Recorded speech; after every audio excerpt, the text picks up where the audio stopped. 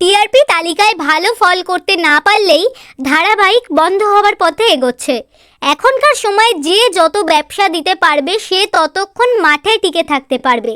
একটার পর একটা নতুন সিরিয়াল নিয়ে হাজির হচ্ছে জি বাংলা এবং স্টার জলসা। আর এবার স্টার জলসা তাদের নতুন ধারাবাহিক তেঁতুল পাতা নিয়ে হাজির হলো।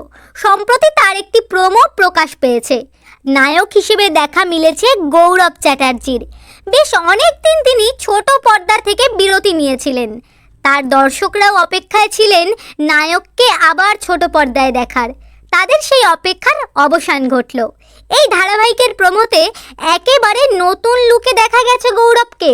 আর নায়িকা হিসেবে দেখা মিলেছে জি বাংলার অষ্টমী খ্যাত ঋতব্রতা দে। প্রোমোতে দেখা যাচ্ছে নায়িকা বিয়ের সাজে দৌড়াচ্ছে চলন্ত ট্রেনে উঠবে বলে, এবং চলন্ত ট্রেনের গেটের সামনে দাঁড়িয়ে নায়ক। সিনটা বেশ মিলে যায় ডিডিএলজি সিনেমার সঙ্গে। নায়ক তার হাত ধরে এবং তাকে টেনে তোলে। ট্রেনে ওঠার পর থেকে অনর্গল কথা বলে যেতে থাকে নায়িকা। বাবার পছন্দের ছেলেকে বিয়ে করতে চায় না বলেই সে পালিয়েছে। বিয়ে সে করবে, তবে নিজের পছন্দের ছেলের সঙ্গে।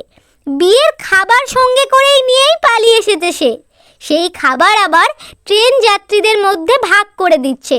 নায়ক দেখতে থাকে তার এই কাণ্ড কারখানা এবং বিরক্ত হয়ে যায়। অবশেষে দুজনে একই স্টেশনেই নামে। সেখানেও ছুটতে গিয়ে নায়কের সাথে ধাক্কা লেগে নায়কের গায়ের উপরেই পড়ে যায় নায়িকা। কেমন হবে এই নতুন জুটির পথ চলা? জানতে হলে দেখতে হবে তেঁতুল পাতা। তবে এই ধারাবাহিক কোন সময় সম্প্রচার হতে চলেছে তা অবশ্য ক্রমশ প্রকাশ্য।